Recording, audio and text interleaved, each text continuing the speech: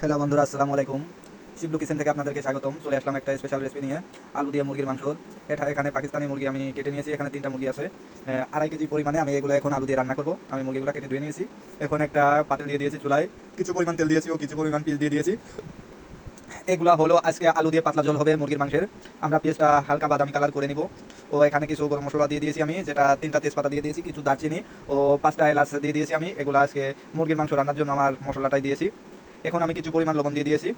এরপরে দিয়ে দিয়েছি আমি পর্যাপ্ত পরিমাণ আদা বাটা। যেহেতু আমার এখানে 2.5 কেজি মুরগি, সেহেতু আমি সেই পরিমাণে মুরগির মশলাটা দিব। দেখেন, এখানে আমি আদা বাটাটা দিয়ে দিয়েছি। এখন দেবো কিছু পরিমাণ হলুদের গুঁড়া, যেটা আপনারা দেওয়া দেখলে বুঝতে পারবেন। আসলে আমি এখানে চামচটা ব্যবহার করি নাই, যার কারণে আপনাদের পরিমাণটা বলতে পারলাম না। আমি কুসুম দিয়ে দিয়েছি। এরপরে দিব আমি কিছু পরিমাণ পানি। পানি দেওয়ার পরে মরিচটা দিব। এখন দিয়ে দিলাম আমি একটু জিরা বাটা। দেখেন, আমি হালকা পরিমাণ পানি দিয়ে দিয়েছি। এখন আমি মরিচটা দিব, যাতে মরিচের ঝালটা না ওঠার কারণে কিন্তু আমি এখন হালকা পরিমাণ পানি দিয়ে দিয়েছি। এখন দিয়ে দিয়েছি আমি মরিচের গুঁড়া। দেখেন, এখন আমি মশলাটা সুন্দর মতো কষানোর জন্য মিনিমাম 5 থেকে 10 মিনিট মশলাটা কষিয়ে নেব সুন্দর মতো। আজকের রেসিপি হবে মুরগির মাংসের। এটা হলো পাকিস্তানি কক্সের, যেটা আসলে ফার্মের মুরগি খুবই কম রান্না চলে। দেখেন, আমার মশলাটা অনেক সুন্দর মতো আমরা কষিয়ে নিয়েছি। এখন আমি মুরগি যেটা কেটে রেখেছিলাম, মুরগিটা আমি এখন মশলাটার ভিতরে দিয়ে দিচ্ছি। আসলে মশলা কষানোর ভিতরেই কিন্তু মুরগির টেস্টটা। আপনারা মশলাটা দেখলে বুঝতে পারবেন যে আসলে মশলাটা কত সুন্দর মতো কষিয়ে নেওয়া হয়েছে। আপনারাও এরকম রান্না বান্না করলে অবশ্যই মশলাটা সুন্দর মতো কষিয়ে নেবেন, তাহলে মাংসের কিন্তু স্বাদ বা টেস্টি হয়, সেই রকম অন্যরকম একটা স্বাদ হয়, যেটা আপনাদেরকে বলে বোঝাইতে পারবো না। দেখেন, আমার মুরগি কিন্তু প্রায় কষানোর শেষের দিক।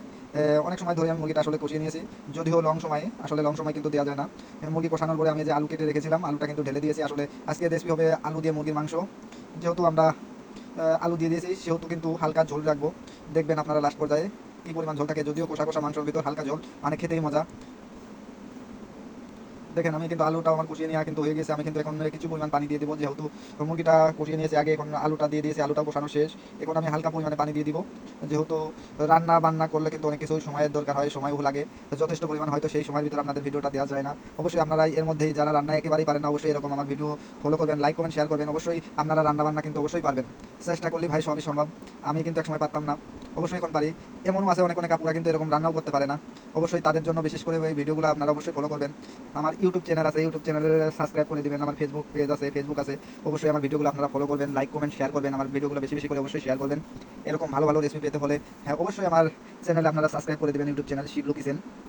যাই হোক, এটা হলো আমি পেঁয়াজ ব্লেন্ড করে নিয়েছি, মানে ভাজা মশলা যেটা, আমি এটা হলো মাংসের ভিতর দিয়ে দিলাম। ভাজা মশলাটা দিলে দেখা যাচ্ছে মাংসের ঝোলটা আরও ঘন হয়। মাংস খাইতে বা এই ঝোলটা খাইতেও খুব টেস্টি বা সুস্বাদু লাগে। যেহেতু আমি ভাজা মশলা দিয়েছি, এরপরেও দিয়ে দিয়েছি আমি কিছু পরিমাণ জিরার গুঁড়ি দিয়ে দিব।